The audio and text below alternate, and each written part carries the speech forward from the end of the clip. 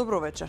Евроинтеграцијата е диалог, а не диктат, порача председателката Гордана Силјановска-Давкова на 8-миот Париски мировен форум, обраќајќи се на сесијата за младите и европската перспектива на Балканот. Таа побара иновативност од Европската унија во креирањето на конечни решенија за така наречениот Западен Балкан, како неразделен дел од Европа.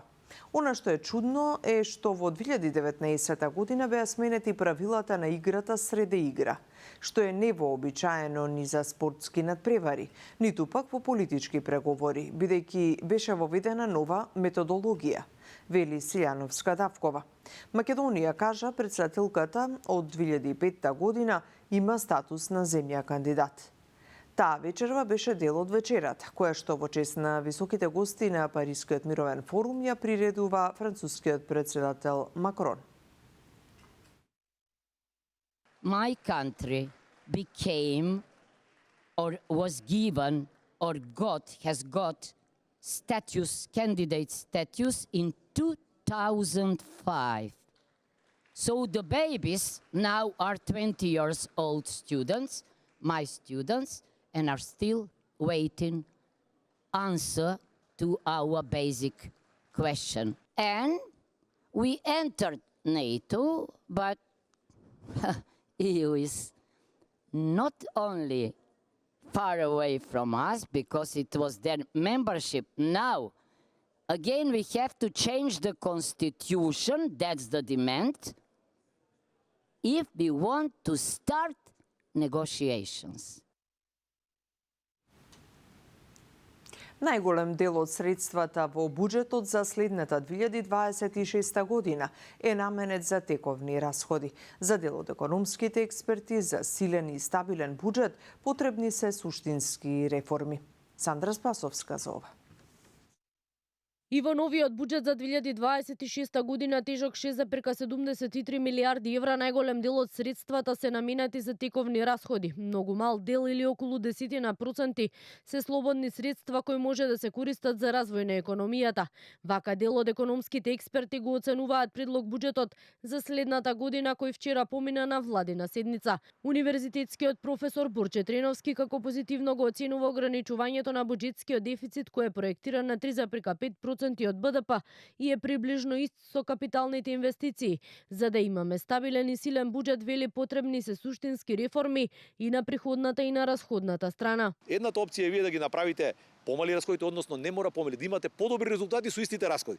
Значи, ме интересира да ги погледнеме политиките во буџетот, кои се наменети да видиме дали е подобрена ефикасноста на користење на расходите. Втората работа е на страната на приходите. Имаме скромно зголемување на приходите. Некоја пресметка моја е дека се околу 3-4% ќе имаме зголемување.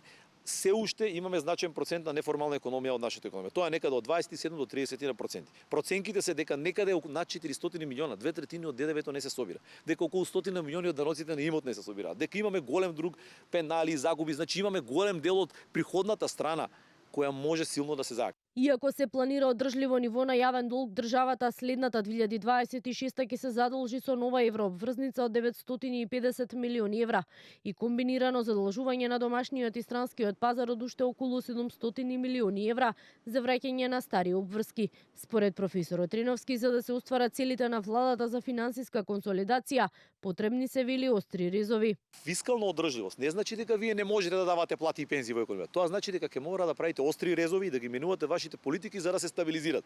Вие гледате дека се задолжуваме 950 милиони евра, се најави обврзница, се најави на домашниот пазар 600-700 милиони евра задолжуваме. Ние доаѓаме до една ситуација кога веќе стигнуваме до горната граница. Над 55% до 60% е границата кога влегуваме на задолжување заради раздолжување. Значи ние влегуваме во ситуација кога ова задолжување ни влијае на креирањето на другите политики. Така да консолидацијата едно е во дефицитот, меѓутоа ние мораме да направиме поголеми структурни прилагодувања внатре за да ја постигнеме таа фискална одржливост. Според предлог буџетот за 2026 година владата очекува економски раст од 3,8% со инфлација од 2,5%.